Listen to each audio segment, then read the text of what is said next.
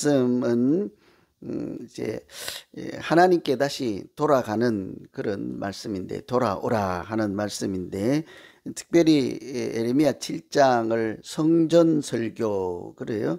이 성전설교 이전에 예레미야서 전체는 이렇게 하나님을 버리고 우상을 섬기며 사는 사람들, 본디 그들은 원래는 누구였습니까?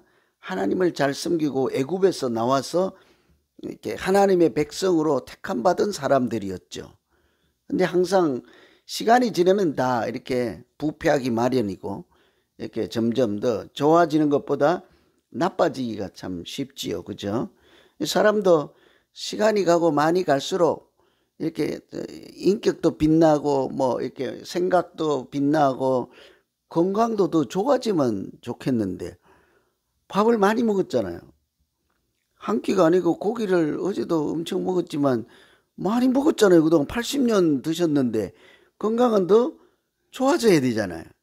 이게 이제 신앙도 그렇고 뭐든지 시간이 지나면 안 좋아지기가 더 쉬워요. 그래서 이 예레미야 선지자를 보내서 하나님께서 그 타락한 백성들을 다시 고치고 회복시켜서 하나님의 자녀로 살아갈 수 있는 그 최후의 이렇게 눈물겨운 말씀이거든요. 돌아오라, 이렇게 하나님께로 돌아오라, 이런 말씀인데, 특별히 7장은 성전 앞에 서서요. 성전 문에 서서, 우리로 말하면 저 게이트 앞에 서서 예배드리러 들어오는 사람들에게 하시는 말씀이에요. 얼마나 간절할까요? 어제도 말씀드렸지만 참 이 새벽에 예배당에 와서 기도하러 왔으니 또 일주일 열심히 피곤하게 살다가 또 애쓰며 살다가 주일날 예배 드리러 오니 얼마나 반갑구나, 잘 왔도다, 어서 오라, 이렇게 해야 되는데 그 문 앞에 서갖고 뭐래요? 그냥 교회만 왔다 갔다 하면 그것이 되는 일이 아니다. 너희들의 길과 행위를 바르게 해야 된다. 왜 그런 거 하니? 교회 안에 와서는 하나님의 이름을 부르고 저 게이트 밖에 나가면 우상의 이름을 부르고, 어제 말씀에는 아버지든 또 아들은 어머니는 다 합심해서 하나는 나무 해오고 하나는 불 떼고 하나는 떡을 만들어서 하늘의 여왕에게 이렇게 제사를 지내고 그러는 형편이죠. 그래서 우리의 신앙이 자꾸 후퇴하고 우상을 섬길 때 하나님이 뭐라고 하실까? 심판을, 징계를 미리 말씀하시면서도 끝까지요, 아직은 살아갈 길이 있다, 돌아오라, 이 말씀이죠. 그래서 이런 형편에 처해 있을 때 우리가 자기를 잘 돌아보고 하나님 앞에서 이렇게 하나님이 기뻐하실 그런 믿음 생활을 할 수 있는 길이 뭘까? 우리도 마찬가지죠. 우리 자신을 생각해 보면서 오늘 말씀으로 기도하시면 되겠습니다. 첫째는, 가장 큰 실수나 죄는 돌아오지 않는 것이다. 사람은 누구나 잘못할 수 있어요. 뭐 실수 없는 사람이 누가 있습니까? 허물 없는 사람은 아무도 없어요. 이게 완벽한 사람 없고 그런 사람을 기대하는 자체도 잘못되었죠. 다 성장한 배경이 다르고 머리에 가지고 있는 생각도 다르고 현재 처한 사건에 뭐 일어나는 내용도 다르잖아요. 오늘 아침에도 오면서 싸운 분들도 있을 것이고 행복하게 오신 분들도 있을 것이고 지금 빨리 가야 돼서 마음이 조마조마한 분들도 있을 거고 지쳐서 육신이 노곤한 분들도 있을 거란 말이에요. 이게 다 형편이 다른데 전부 내 생각만 하고 너도 나같이 돼야 되는데 이게 안 되잖아요. 그렇죠? 사람이 다 다르지만 누구나 실수하고 허물이 있거든요. 그게 죄를 짓고 하나님을 떠나고 우상을 섬기고 잘못은 잘못이지요. 틀림없이. 그런데 그보다 더 큰 잘못이 하나 있어요. 잘못을 하고도 깨닫지 못하고 돌아오지 않는 거죠. 실수를 하고도 뭐가 잘못인지 모르는 것이죠. 이렇게 멀리 떠나고서도 다시 돌아갈 길을 찾지 못하는 것이죠. 그래서 오늘 5절에 보면 이 예루살렘 백성이 항상 나를 떠나 물러가면 어찌함이냐. 그 하나님의 백성들이 하나님을 떠났다. 이게 웬 말이냐. 그들이 거짓을 고집하고 돌아오기를 뭐래요? 거절하도다. 떠나는 것은 틀림없는 잘못입니다. 우상을 섬기는 건 틀림없이 잘못입니다. 그런데요, 있을 수 있죠. 뭐 이렇게 한때 그냥 눈이 멀고 한때 귀가 어둡고 한때 뭐 아름다운 것이 보이고 유혹을 받아서 이렇게 사탄의 미혹을 받아서 그럴 수 있죠. 그런데 정말 중요한 건 그 다음이에요. 잘못을 한 다음. 참 큰 인물과 그렇지 않은 것은, 그렇지 못한 인물의 차이는요, 잘못을 했거나 위기를 당하거나 무슨 한바탕 소동이 일어났을 때 그 다음에 어떻게 하는지를 보면 금방 알아요. 한국에 홍수가 나서 여러 사건들이 많잖아요. 애통한 일들이 많잖아요. 정말 나라를 사랑하고 정말 백성을 사랑하는 사람이 누구인가는요, 아무 설명하지 않아도 금방 알아요. 뭐 이렇게 법에 어긋나지 않으니까 내가 이렇게 행동하는 것은 정당하다. 법으로는 괜찮지요. 세상에 뭐 법이 전부입니까? 가정에도 법을 지켜놓죠. 요렇게 하고 법을 지키면 우리 가정에서 안 쫓겨납니다. 그게 가족은 아니잖아요. 자기 전부를 희생하며 서로 사랑하며 돌보며 합력해서 가정을 일구고 일생을 함께 살아가고 너의 슬픔이 나의 슬픔이 되고 너의 기쁨이 나의 기쁨이 되고 이렇게 살아가는 것이 인생이요 가정이고 교회이지 않습니까? 나라도 마찬가지인 것이죠. 그래서 항상 잘못했을 때 어떻게 하느냐가 굉장히 중요하죠. 그래서 오늘 보면 그들은 고집하고 돌아오기를 거절하도다. 하나님은 무엇을 기대할까요? 돌아오라 하는 거죠. 하나님은 돌아오라. 그래서 하도 답답하니까요, 이런 얘기를 하는 거예요. 사람이 넘어지면 어찌 일어나지 않겠느냐. 가끔 한 번씩 넘어지잖아요. 그죠? 아이들 키워도 넘어지죠. 어때요? 아이들 보통 넘어지면요, 이렇게 안 울고요, 두리번 하다가 누가 어른이나 엄마가 보이면 그때 울어. 그잖아요. 왜 그래요? 일으켜달라고. 이렇게 세우죠. 나 넘어졌어. 보이지? 아파. 나 혼자 못 일어나. 아니, 사랑받고 싶어. 이래서 기다리지. 그런데요, 넘어지면요, 딱 숨어봐요. 엥 하다가도 울음 뜯고주 지가 일어날걸? 30분 만에 안 일어지면 1시간 숨어 있어봐요. 결국은 지가 일어나요. 살려면 일어나야지. 본능적인 거. 사람이 넘어지면 일어나지 않는 사람이 누구인가? 그러잖아요. 참 눈물겨운 이야기들도 많아요. 아파서 아무도 없을 때 제가 아는 분은 들에서 일하다가 넘어졌는데 나중에 안 와서 가보니까 그 주변이 다 파졌어. 뭐 했겠어요? 이제 풍을 맞았는지 그래서 일어나려고 발버둥을 친 거지. 그 나무 풀은 다 뽑히고 가지도 꺾어지고 흙은 그렇고 일어나죠.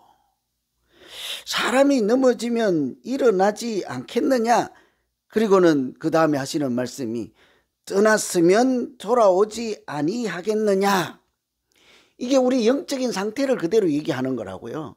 하나님을 떠났으면 돌아오는 것이 마땅하다 하는 것이죠. 마치 넘어지면 본능적으로 일어서려고 하는 것처럼 영적으로도 하나님을 멀리 떠나면 돌아오는 것이 마땅한데 이 사람들은 뭐래요? 안 되는 거예요. 그래서 너무 답답하니까 한 번 더 얘기를 하죠. 7절에 보면 동물들 얘기를 해요. 공중에 날아다니는 하깃죠. 제비나 비둘기, 두루미 얘들을 거론하죠. 그들이 올 때를 공중의 학은 그 정한 시기를 알고 산비둘기와 제비와 두루미는 그들이 올 때를 지키거늘 내 백성은 여호와의 규례를 알지 못하느니라. 뭔 소리일까요? 제비, 비둘기가 이렇게 편지 날라주는 거 배달하는 거 아시죠? 옛날에는 이제 연애 편지도 방법이 없으니까 비둘기 다리에 묶어서 보내면요, 쫙 배달하고 온다고요. 그럼 다음날 또 써서 또 보내고 이렇게 온다고요. 왜 그러면 강아지한테 묶어서 안 보내고 송아지한테 묶어서 안 보내고 비둘기한테 묶어서 보낼까요? 갔다가 오기 때문이에요. 갔다가.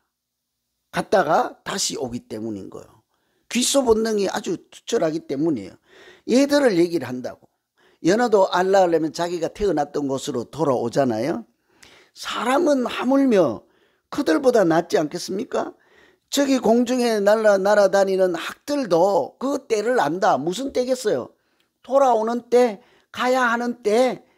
제비나 비둘기도 보면 강남 같은 제비가 봄철만 되면 와서 치마 밑에 제비집을 짓고 새끼를 까서 또 갔다가 우리도 기다리잖아요. 뭘요? 내년 봄에 또 올 것이라 하고 그 청소 다 해놓고 또 참 우리 아버지도 그 제비집 관리는 그렇게 잘하시는지 몰라. 우리 머리는 안 감아주면서. 복 받는다는 거야. 복 받는다는 거. 절대로 못 쫓아내게 해. 그리고 아이고 그 문 앞에다 해서 그러니까 그날은 또 이렇게 뭐 널빤지 같은 거 있잖아요. 나무 이렇게 상자 같은 거 다 받침대 놓고 내년에 와서 집에서 제비가 하면 복 받는다는 거예요. 알아요. 이 말씀이 뭘까요? 날아다니는 학이나 제비나 얘들도 시기를 알고 돌아오는 그런 짐승들인데 너희는요. 너희는 하고자 하는 본질은 너희는 하나님을 떠났으면 돌아오는 것이 마땅하지 않겠느냐. 왜 고집을 하며 하나님의 말씀하시며 너희들의 길과 행위를 바르게 하라 하고 아무리 말해도 나는 괜찮아요. 안 듣겠습니다. 나는 안 돌아가요. 하나님 없어도 괜찮습니다. 왜 그러느냐 하는 얘기죠. 어쩌면 그냥 이게 이쁘게 써놔서 그렇죠. 이 짐승만도 못한 사람들아 이런 얘기를 하는 거죠. 그래서 우리가 하나님이 기뻐하시고 우리 자신을 잘 돌아보는 첫 번째는요. 이렇게 실수나 뭐를 할 수는 다 있죠. 누구나. 실수해서 뭐 그럴 수 있죠. 그 뒤에 어떻게 하느냐가 중요하죠. 돌아오지 않는 것이 더 큰 죄이다. 하나님 떠날 수는 있고 믿음으로 낮아질 수는 있죠. 믿음이 후퇴할 수는 있죠. 근데 그대로 넘어졌는데도 주저앉아 있지 않고 다시 끝까지 우리를 붙잡으시고 일으키시는 하나님의 손을 붙잡고 일어서는 것이 중요하지 않겠습니까? 그럼 오늘 아침에 기도하실 때 하나님 요즘 제가 좀 영적으로 피곤하고 다운돼 있어요. 좀 물러나 있어요. 하나님과 거리가 멀어져 있어요.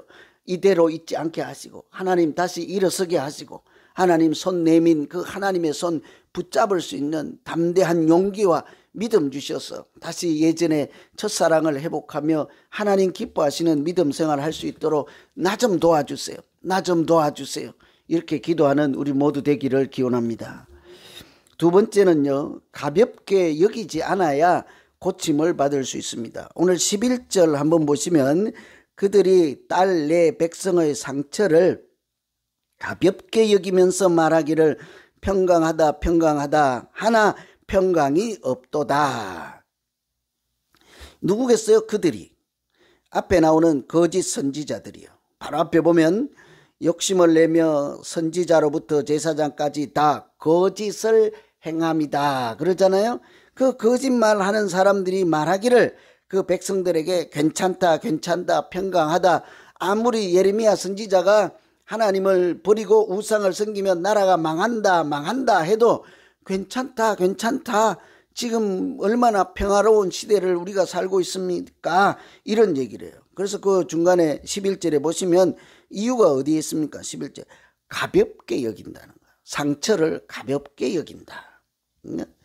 그래서 우리가 작은 일이라도 때로는 이게 가볍게 넘어가지 말고 깊이 생각하고 이렇게 성찰해야 될 때가 있죠. 이렇게 잘 살펴보아야 할 필요가 있겠습니다. 그렇지 않으면 이렇게 변화가 일어나기가 쉽지 않죠. 뭐든지 아주 이렇게 그냥 무감각, 무덤덤 그냥 이 정도야 뭐 이러면 아주 이제 악은 점점 더 커지게 될 것이고 실수는 더 자주 하게 될 것이고 하나님으로부터는 더 점점 멀어지기가 십상이죠. 처음에는 한 가지 하죠. 바늘도둑이 소도둑 되는 것처럼 처음에는 한 가지 안 하다가 주일날 한번 빠져보세요. 한 달에 한 번은 골프 쳐야지. 이제 재미가 있거든. 한 달에 두 번은 뭐 50대 50이니까 네 번 치고 괜찮겠지. 다음에는 이제 한 번만 가면 뭐 그래도 완전히 빠진 것은 아니니까 4주 중에 한 번만 교회 가고 4번은 3번은 골프 치고 이게 점점 이렇게 된다고요. 가볍게 여기면 그렇게 돼요. 요즘 제가 모자도 잘 안 쓰고 선크림도 안 바르고 이렇게 보통 뭐 별로 이제 간수를 잘 안 하다가 이제 여러분을 따라 연세가 자꾸 올라가다 보니까 이게 신경이 쓰이는 거예요. 아는 어떤 사람이 우리 딸도 이제 직업이 그러니까 이 옆구리에 이 까만 점이 이제 일상보다는 커요. 자꾸 병원에 가라는 거예요. 왜 그러냐 하니까 이게 점만 같아도 색깔이나 크기나 모양새를 보면 피부암일 수 있다는 거예요. 아니 내가 이 점 갖고 산 지가 지금 얼만데 자꾸 그러니까 성가신 거예요. 어떤 사람은 선탠을 하다가 피부암이 걸렸다 그러지. 요즘은 또 눈도 보니까 희미하지. 텔레비전 글자도 자막도 안 보이지. 내가 내 자신을 너무 돌보지 않는구나 생각하고, 예전에는 그냥 밥을 먹어도 그냥 배만 채우면 되고 허기만 때우면 되는데요. 요즘은 제가 채소를 먹기 시작했다니까 이제 철이 들었나 봐. 그렇게 먹는 것의 질이나 종류를 생각하지 않고 그냥 허기만 때우면 사는 게 분주하자고 바쁘잖아요, 솔직히. 그래서 그렇게 살았는데 요즘은 그런 것들을 가볍게 생각하지 않게 되었어요. 이제 철이 들고 뭔가를 좀 이제 생각을 하게 된 거죠.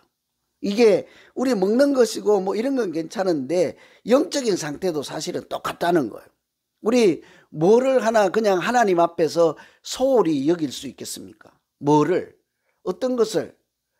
우리가 이렇게 신앙생활 하면서 중요하게 생각하는 것들, 뭐 예를 들면 이웃을 사랑하라, 하나님을 사랑하라, 이렇게 사랑을 강조하는데 그 사랑을 그냥 사랑은 뭐 그냥 마음씨 좋은 사람들, 너그러운 사람들, 성품이 좋은 사람들이라 하라 그래. 뭐 나는 본디 이래. 뭐 내 성격이 본디 이래. 난 안 돼. 나는 이거는 안 돼. 뭐 이렇게 어떻게 할 거예요? 뭐든지요. 가볍게 여기기 시작하면 거기서 답이 나오지 않아요. 그래서 이 하나님이 이번에는 뭐라고 하는 것이 하니, 오늘 우리가 읽은 말씀에는 들어있지 않지만 마지막 구절에 가면 길르앗 얘기를 해요. 22절에 길르앗에는 유황이 있지 아니한가, 그곳에는 의사가 있지 아니한가, 내 딸 내 백성이 치료를 받지 못하면 어찌 됨인고. 의사도 있고 약도 있는데 유향도 있는데 왜 치료를 못 받고 고침받지 못하느냐 얘기죠. 그러니 이 길르앗에 있는 유향은요, 그냥 단순히 향을 내는 것이 아니라 치료제, 약품이에요. 다른 나라까지 수출하는 약이 있다고요? 거기에는 의사도 있다고요. 그런데 이 백성들이 그 약이나 의사를 통해서 진료를 받고 고침을 받을 생각을 안 하는 거죠. 왜 그래요? 가볍게 생각하는 거예요. 그 점이나 피부나 뭐 이런 것을 아주 가볍게 생각하는 거예요. 항상 뭐든지 가볍게 여기면 아주 이거 별거 아니야 하는 순간에 이제 문제가 꼬이기 시작하죠. 그래서 이 길르앗에 있는 유향과 또 의사는 누구이겠습니까? 잘못되었을 때 예수 그리스도를 미리 얘기하는 거잖아요. 주님께 돌아가라. 그러면 우리를 치료하시는 치료의 하나님께서 너희의 상처를 보듬고 싸매고 고쳐주실 것이라 하는 거죠. 그래서 오늘 우리가 문제가 잘못되면 다른 곳에 갈 것이 아니라 하나님께 돌아가면 하나님께서 말씀하여 주시고 위로의 하나님 되어 주시고 전능하신 하나님께서 우리의 상처를 보듬어서 고치시고 회복시켜 주실 줄로 믿습니다. 오늘 이 말씀 가지고 우리 같이 한번 기도하죠. 기도할 때 작은 일이라도 하나님 앞에서 깊이 생각하며 신중하게 하고, 또 하나님 우리가 좀 멀어지고 실수는 했지만 넘어진 상태로, 잘못된 상태로 그대로 있지 않고 그것을 다시 돌이켜 일어날 수 있는 힘 주셔서 하나님 기뻐하시고 하나님께 영광을 돌릴 만한 우리 믿음 되게 하여 주시옵소서. 이렇게 오늘 말씀 기도 같이 하겠습니다. 각자 자기 믿음 생활 바라보고 자기를 살피며 기도하겠습니다. 하나님 아버지,